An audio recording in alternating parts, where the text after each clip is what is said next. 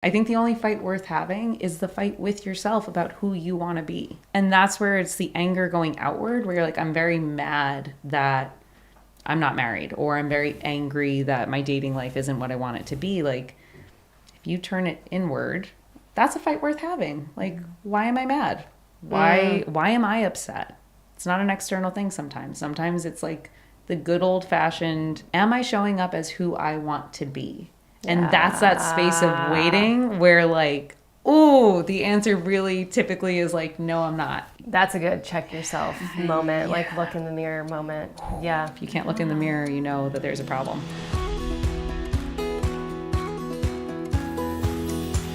I'm super grateful and excited to welcome my next two guests, Julie and Lauren. Not only are they incredible women, but they are incredible therapists, and I am fortunate enough to have them be part of my team at NYC Therapeutic Wellness. So I'd like to introduce them, but have them each share a little bit about themselves because they are incredible. And that's one thing I want to be highlighting on this podcast is that the women on it, the women coming to share and be open and be vulnerable are incredible, goal-driven, accomplished, smart, loving, fun, all of the things. So I'd love each of you to share more about yourselves and with the audience. My goodness, what an intro. Yeah, thank you. Julie, you start. Okay, hi, I'm Julie. I'm a licensed mental health counselor, and I've been working with Beth for almost 4 years now. Oh my God. And I'm also a supervisor, so I work with Lauren. I've been working with her for 6 months as she's newly licensed and getting used to the field. And it's my first podcast, and I'm really happy to be here. I'm very happy to have you here. I feel I can't say enough. I'm so grateful. And one of the questions I'm going to ask after Lauren shares, or I want you guys to answer, is the motivation to be on here besides me asking you guys to be here. Sure. Well, I'm Lauren. I am a mental health professional with a limited permit. Julie's my supervisor. And I work at NYC Therapeutic Wellness because I got really lucky and found Beth. Oh, so that's nice. It's true. Yeah, It's I feel true. the same way. Oh, that's really nice. Yeah, they're such an integral part of our team. And why I want to have them on here is they also represent the women that I want to be speaking to on this podcast. So they've been brave enough, kind enough to share about themselves. And I think as therapists, we can agree, and that's going to be part of our conversation, is that can be a little scary because our clients might be listening, but I think it's really humanizing the therapist. So I applaud you guys for being here and being willing to share.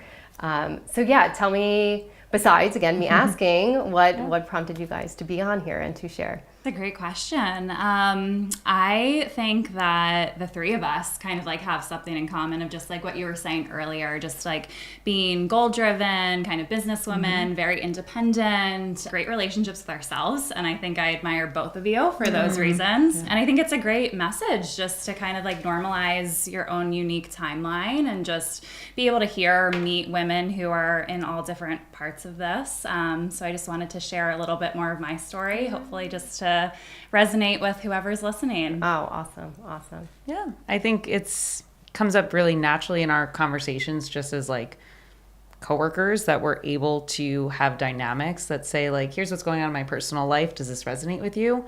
And it's not uncommon for those conversations to carry into like the therapy space. So it's nice to be able to be here and talk about it without clients and to share like that similar grounding experience of what it's like being a professional woman who's navigating dating and love and life and kids, and where does it leave you in all of it? Yeah, so true. And what's I'm thinking back to, we always try to do these get-togethers and celebrate and get out of the workspace and just be together as women, as people. And we were at our outing. Was that January? Yeah. And we were sitting like across from each other. We start talking about dating and life and narratives and frameworks. And like, you two have to be on the podcast. And so what is so incredible about the two of them is that, and that's what I want them to share, with your personal experience too, your frameworks and the way that you two look at dating and how you approach dating. And it was very different than how I approached dating because I had shared on some of the earlier episodes, I sort of had this, I can't meet anybody, what's wrong with me? And then you have the external messages of people saying, why are you single? You're so great. Well-intentioned, but it's like this backhanded comment and really what I would love for both of you to share, not only your own journeys, but these mindsets that we talked about in the initial calls, because I think they're so helpful. I think they allow you to enjoy dating. Yeah. It's, the rage that I would feel when someone would say like, why are you single? And you automatically like take it in as there's something wrong with me. The anger at 25. Holy bejesus. I guess maybe start if you guys would share what is the dating status, if you guys don't mind sharing your age, kind of where you're kind of at right now. Yeah, of course. I am 31. I'm going to be 32 on Tuesday. But I'm currently single and dating. No children yet, except for my 2-year-old French bulldog. He's my son, Sarah. The best. So that's where I'm at right now. Yeah. I'm 30. I'm single. I'm like finally in a place where I kind of love my independence. It doesn't feel like it's something that I have and I don't want. It's something that I like fought really hard to get. And now I'm like, hell yeah. Oh, wow. That's so interesting that you say that, because I got there at 34 after years of dating and dating the wrong people. And, you know, I think we'll talk about this in the next episode, like not understanding my patterns, my dynamics, things that were getting in the way for me. And I got to that place at 34. I was like, this is great. Yeah. I'm happy, like really like this radical acceptance. And a month later I met Rob. And I'm like, oh, great. But also I wish I lived there a little bit longer. And that's one of my regrets. And that's something I really want to share with this podcast, is live in that space, get to that space, do the work to get that space, and like live there longer. Because I wish I lived there a little bit longer. Yeah. It's a nice place to be. There's a lot of perks. It is. There's, I feel like I've just recently reached that place, probably like within the past couple years, where just I'm like really enjoying where I am right now, and just the benefits and the perks of being single, being on my own timeline day to day, kind of like doing whatever I want to do, not having to worry about anyone else. Like, there are some great benefits to it, and it's important to recognize that and practice that gratitude. That's an excellent point too, because I don't think I realized that enough, even when I was not at that 34-year-old, like grounded in that, you know, gratitude. But even before, the ability to just choose, and not even kids aside, like with another partner. Rob and I are very, very different decision makers, and I'm like, you know, I'm like, go, action, let's do it, let's get it done. And he's kind of more thoughtful and a little bit slower, and so kind of merging that to make joint decisions is so hard sometimes. So I sometimes miss the ability to be like, all right, I'm getting on a plane, or I'm going to do this, or I'm going to do that. They're all kind of like these different eras of your life. Like, there are benefits to no matter what your relationship status is, or where you are with having kids, or where you are within certain milestones. So I think recognizing that they're all temporary too. Like, they're all going to shift. They're all going to change with time.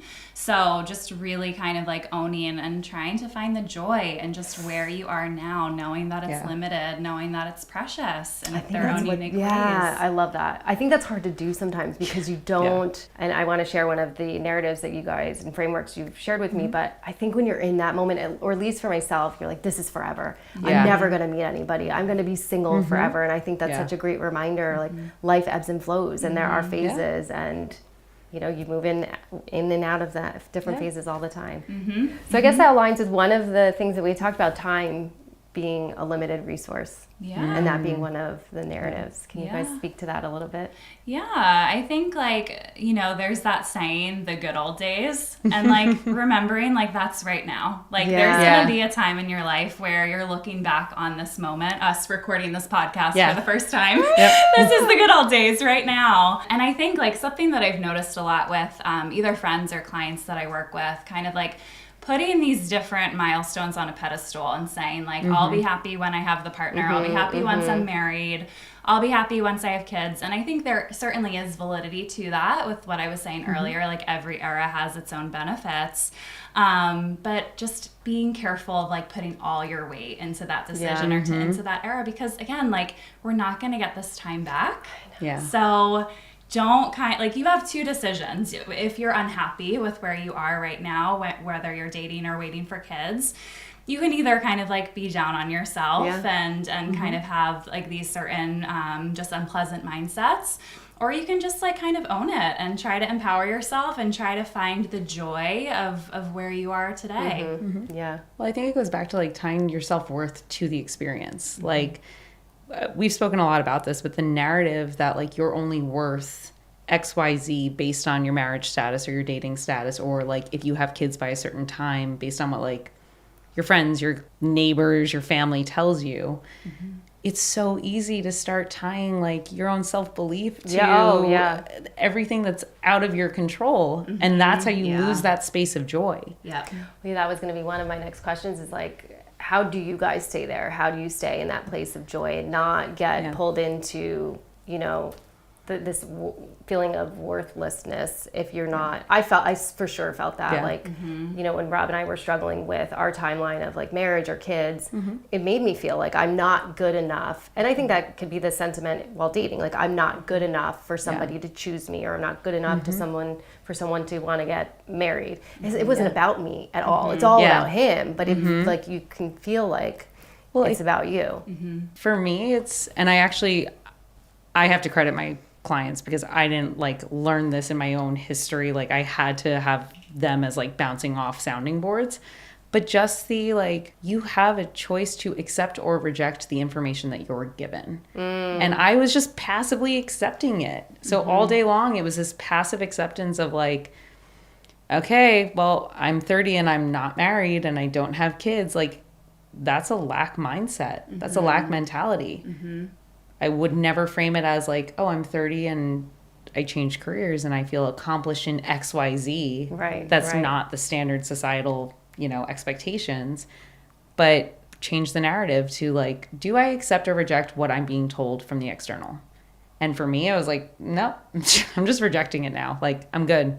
The things that I do, the way that I show up in my life, I feel really good about those choices. So I don't have to passively accept everything that's given to me. Yeah. Just because it's shared with love and care. And like, I have 5 aunts who all care very deeply about me and we're a big Italian family, but like, damn, they come in hot. Like, you need space. You need time to breathe and show up as you. And like being able to reject things, even if it's given with care, is like an incredibly empowering space. Yeah. That's interesting because how much of that can be generational and cultural, where that the worth is tied to those milestone things where, you know, I think we've really evolved in a lot of ways past that, but that those messages still creep in. Yeah, that's a really good point. I was just thinking how I wanted to answer this question, and I think like just who I surround myself with really helps me be confident in just this phase, this era of my life that I'm in right now. I have 2 sisters and my mom, and they're all 3 of them are very independent women, and they've all kind of like instilled like, go after your career, like invest in friendships, you know, invest in getting to know yourself and what you like. And like, that's fun. That's enjoyable. And like, at the end of the day, like the most reliable relationship is the one you have with yourself, you know, as cliche as that sounds, but it's a skill to enjoy your own company. And I think once you're able to get there, it's not always pleasant. It's not always comfortable. But it's a really great place to be once you're able to get there. And I think just who you surround yourself with can really impact that. I know. It feels so good to be in that space. And I think what you said too about even if you are, you know, arrive at these milestone points, it's not, it doesn't answer everything. It doesn't, you know, make everything great and wonderful. Like there's a lot of challenges that come with that. So yeah, this idea that it doesn't make you happy, and the living and the waiting, that's a lot of things I work with my clients on, especially women in this demographic and age group is there is a lot of waiting, and I'll be happy when, like you said before. And I think that's, it's unfortunate because when you get there, you're like, great, I have all these things, and you look back and you're like, wait, I just spent all these years sad, feeling bad about myself, not being in the now, not being in the joy. And like, where do you put the anger? I think the only fight worth having is the fight with yourself about who you want to be. And that's where it's the anger going outward, where you're like, I'm very mad that I'm not married, or I'm very angry that my dating life isn't what I want it to be. Like, if you turn it inward, that's a fight worth having. Like, why am I mad? Why am I upset? It's not an external thing sometimes. Sometimes it's like the good old fashioned, am I showing up as who I want to be? And that's that space of waiting where like, oh, the answer really typically is like, no, I'm not. That's a good check yourself moment, like look in the mirror moment. Yeah. If you can't look in the mirror, you know that there's a problem. Yeah. And I think like if you get so focused on like hitting certain milestones, like I wonder like what parts of yourself can get lost in like me having such tunnel vision. Yes. You know? Yes. And I just, whenever I hear someone have that mindset, specifically clients that I work with, I just really try to help them like take this thing off the pedestal. Of course, like validate and kind of like say, it will be great for these reasons, but you're capable of creating your own joy and your own satisfaction right now too. You guys are in this great place, and I want to talk through more of the narratives and the ways that you each approach dating. But how did you each get to this place, right? And what did it look like before being at this place of like joy and living in the now and not waiting or not being angry? A very messy 20s. I think that's fair. Like, you know, for me, it was, I didn't really date extensively in college because I don't know where I got the mentality, but it was just very much like, this is a time to be free and like live your best life. And when I graduated, it suddenly turned into the narrative of like, oh, you didn't meet someone in college. So you graduated without a partner. How are you going to meet someone? Oh, wow. And that became a like needs focused approach where it was like, I don't have anything that I need, so I need to go out of me to find it. Like my partner will have everything, so as long as they're around, it'll be great. Right. Yeah. Like, yeah. Bad time. And the difficulty with that is like, I had no idea what my needs were. oh, at 21, Not a clue. 22 years old. Yeah. Not a Mid-20s, clue. late 20s. Oh, I know. It was really for me 30s. 30s was like the real year of growth. And it was hard. It was definitely hard for me because I didn't have these mindsets. Yeah. But yeah, my 20s, I was like a man. I was, messy. It was so messy. And we like didn't have the word situationship. So you were just running around being like, I have these people in my life that I can't explain who they are or what they are to me. But like, and I don't know who told me this, but every dynamic brings a piece of you back to yourself. Yeah, we talked about this on our yeah. Like, I wish I remember who told me it because it's not mine. But like during that time, and I see it so much with clients, like you go out searching for the pieces of you that you're lost. Yeah. And the narrative is always like, I don't know who I am. I'm really lost. I'm really not feeling it. And then every partner that I had brought a piece of me back to me. Not because it was their personality or because of our dynamic, but because like I learned who I needed to be in that situation. And then I learned worth along the way. And then you get to this space, which is super fun, where you're like, oh, shoot, I'm not tolerating any of this anymore. The anger stage is a ride. But like once you go through the anger, you end up in a space where suddenly you're like, it's not a matter of do I like you? It becomes an even greater matter of like, do I want you in my life? Yes. Yeah. Because I'm very protective of my life and what I do and how I live. Yeah. Absolutely. I am as well. I think similarly, just like throughout my 20s, dating a lot, learning a lot of lessons, figuring out who I am along the way. But I feel like honestly, like my career and just like building my life had been such a great like form of guidance for me. Yeah. I don't know. I feel like it really protected me from getting into this mindset of like, I'm less than because I don't have this. Yeah. I was just so focused, like working 4 jobs when I was first just gonna say when Julie moved to New York, you weren't even in New York yet when we connected. Or No, I was. You were, but you were waiting for your license to transfer. Yep. And Julie did like everything under the sun. I think I just learned new jobs that you did while you were working for me. I'm like, oh my gosh, how did you do it? Yeah, I just was like focused on like making my career what I wanted to be, like setting up shop basically in a new city and feeling settled. I waited tables all throughout my 20s, just like worked my butt off just to kind of like be I think where... we all did restaurant industry, right? Did not. You did not? No, I didn't. My first internship was at filing. That's what I did. I filed files. Yeah, it was a good time. Paid. That was all that mattered. Oh, that's alphabetization. Great. That was my strong suit. Yeah. But that really helped me through my 20s. I just feel like, having that goal, focusing on finishing up my degrees and getting my career to where I wanted it to be. And now I get to kind of reap all the benefits of all these seeds that I planted. And I'm like, this is great. And I definitely agree with what Lauren was saying. That's a struggle for me dating now. It's okay, I know myself so well and I know what it is that I want, what I deserve, what I'm looking for. And the pool of men who fit that is just a little smaller, but we'll see what happens. Yeah. Well, and that's something we had talked about on our call previously was the needing versus wanting, right? Yeah. So it sounds really, you both are in a space where you want, you don't need, you're kind of very fulfilled, you're both really successful and accomplished, and so it's hard to choose or decipher. Yeah. Really hard. I think a lot of the times, you can wants disguise themselves as need all the time. And if you really ask, you're do I want this or do I need this?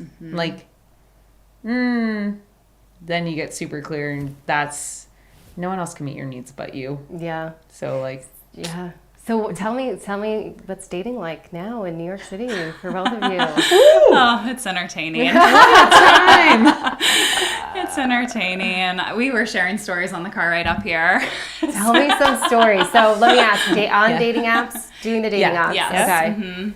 Which dating apps? What's that? So I have to say, when I was single in my 30s, and what I'll say about the 20s too, I think that is a more acceptable time for it to be messy. Yeah. Right? Yeah. It's societally, externally, even internally, it's 20s you're figuring out. And it's almost this idea by 30s you should have it figured out. Yeah. And by 30s you still don't have it figured out. Yeah. Nope. Yeah. So I think that's a sort of a messaging too that, needs reframing. It's it's okay if you don't have it figured out by 30. And we're similar in that change of career, right? Yeah. So I didn't do this until I was in my 30s. I think I was still in grad school in my 30s. So everyone else had figured out the career piece and I hadn't had that figured out yet. So I think it's sort of this acceptance, but even if it's not going to be externally accepted, learning to accept that for ourselves.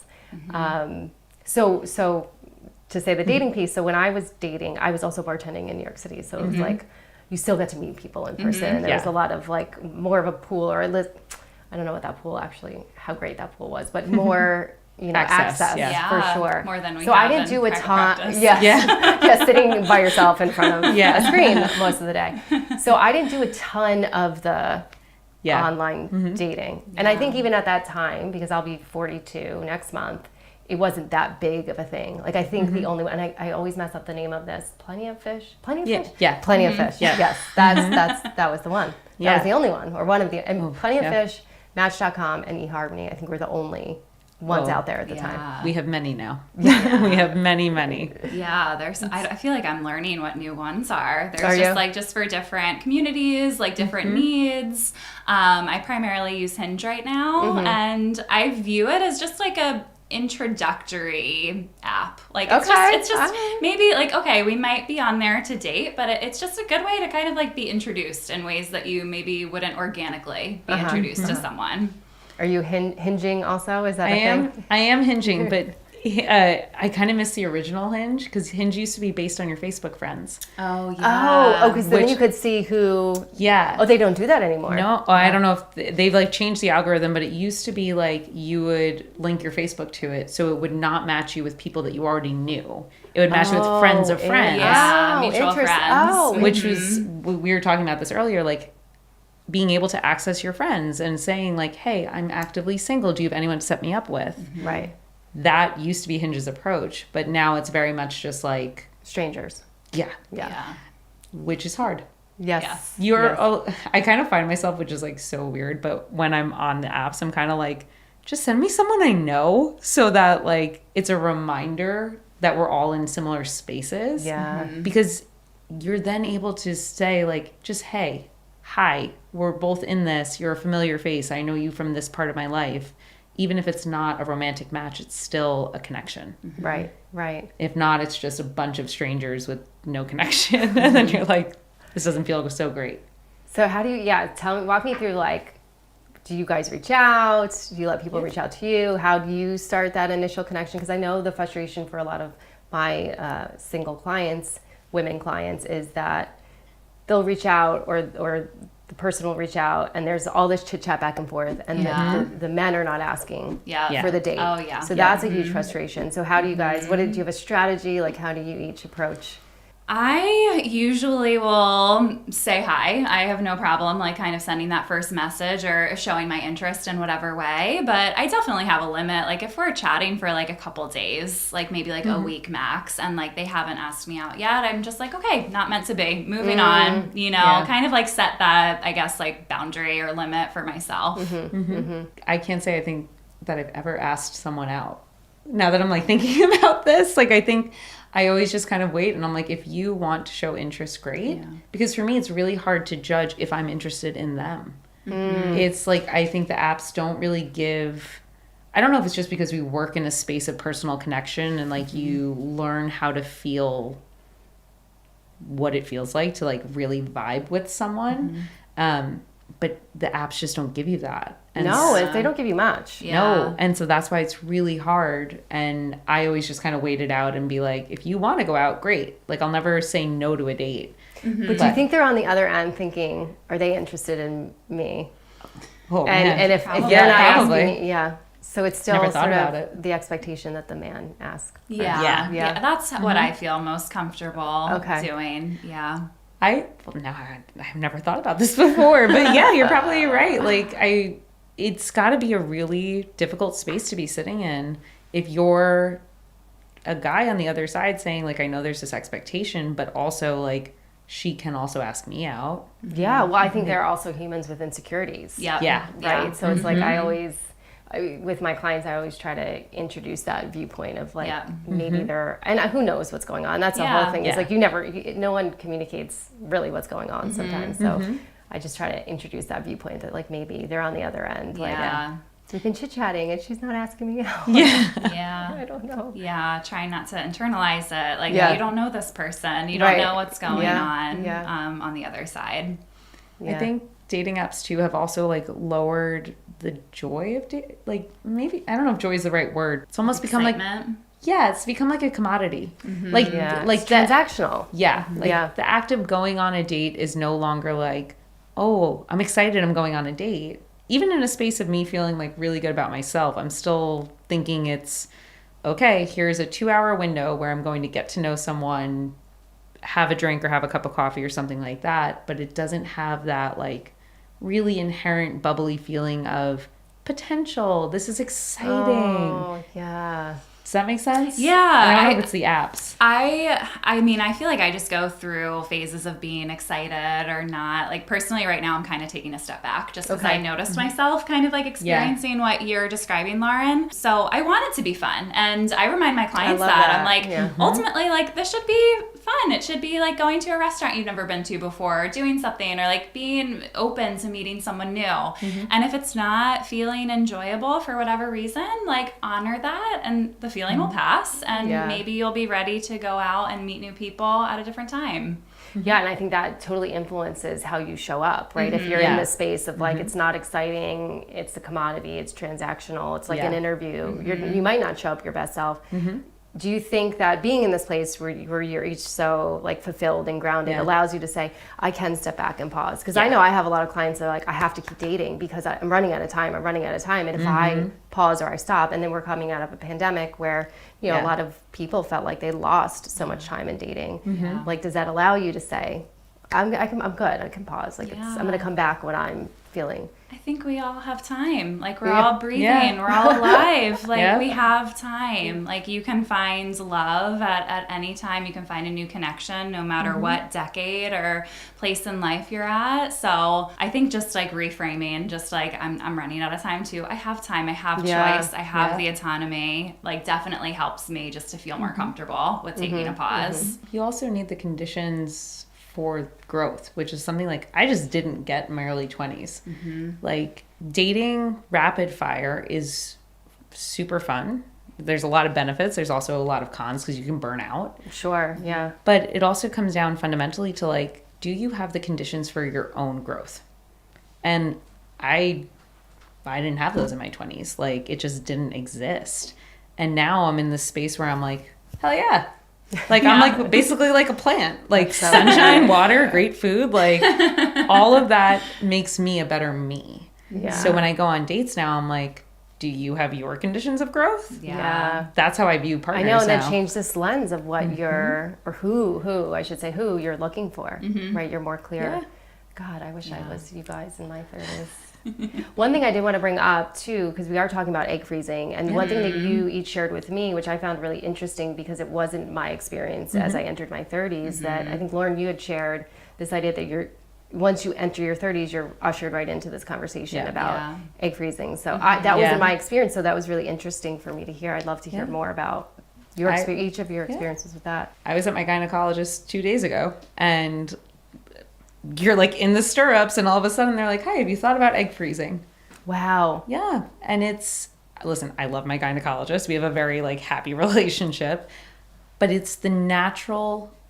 Like, it was almost shocking how natural it was to just be brought up, because it's like the moment I turned 30, all of a sudden, myself, my friends, everyone I knew was like, "Oh, you're 30? Have you thought about this?" And it's like... And how does it feel for people to say that? Daunting and challenging at the same time, because it doesn't feel like it feels like it's being put on me, as opposed to me saying, "Oh, I'm 30 and I would like to think about this." It's the exact sensation of like when you're growing up and everyone's like, "Did you get your period yet?" And you're like, "Well, I wasn't worried about it, but okay, now I am."